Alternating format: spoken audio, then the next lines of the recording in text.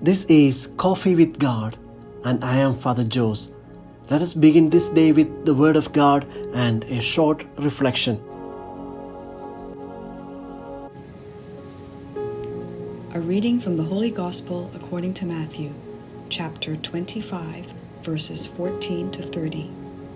The passage is taken from the Message version of the Bible.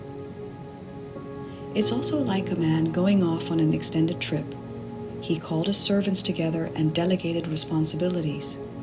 To one he gave $5,000, to another $2,000, to a third $1,000, depending on their abilities. Then he left. Right off, the first servant went to work and doubled his master's investment. The second did the same. But the man with the single $1,000 dug a hole and carefully buried his master's money. After a long absence, the master of those three servants came back and settled up with them. The one given $5,000 showed him how he doubled his investment. The master commended him. "Good work. You did your job well. From now on, be my partner." The servant with $2,000 showed him he also doubled his master's investment. His master commended him. "Good work. You did your job well. From now on, be my partner." The servant given $1,000 said, "Master, I know you have high standards and hate careless ways, that you demand the best and made no allowances for error. I was afraid I might disappoint you, so I found a good hiding place and secured your money. Here it is, safe and sound, down to the last cent." The master was furious. That's a terrible way to live.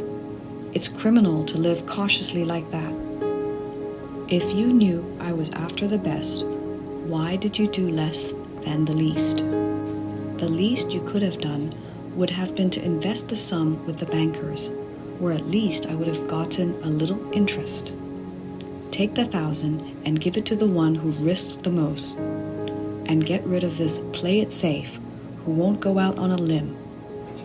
Throw him out into utter darkness. The Gospel of the Lord.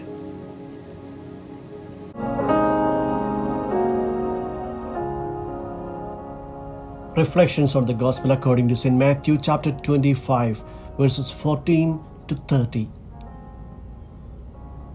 Pope Francis compares this parable with the life of every individual.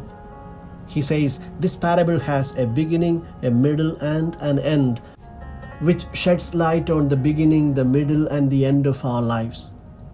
Everything begins with great good. The master does not keep his wealth to himself, but gives it to his servants.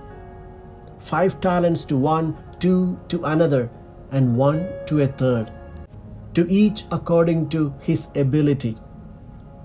It has been calculated that a single talent was equivalent to the income of some 20 years of work. It was of enormous value and would be sufficient for a lifetime.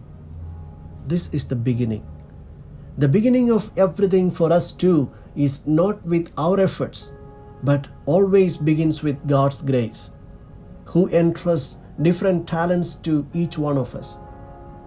The life we have received, the good qualities we possess, the indelible beauty God has given us by shaping us in His image. This is the huge amount of talent that God has left with us. It is sufficient for our lifetime. However, often we look only at the things we lack and complain about what we do not have. We are seldom content or satisfied with what we have. We are so obsessed with the phrase, "if only." If only I had that job. If only I had that home. If only I didn't have this or that problem. Those illusory words, "if only," prevents us from seeing the good all around us. In the Gospel, good servants are those who take risks. They are neither fearful nor overcautious. They do not cling to what they possess. If goodness is not invested, it is lost.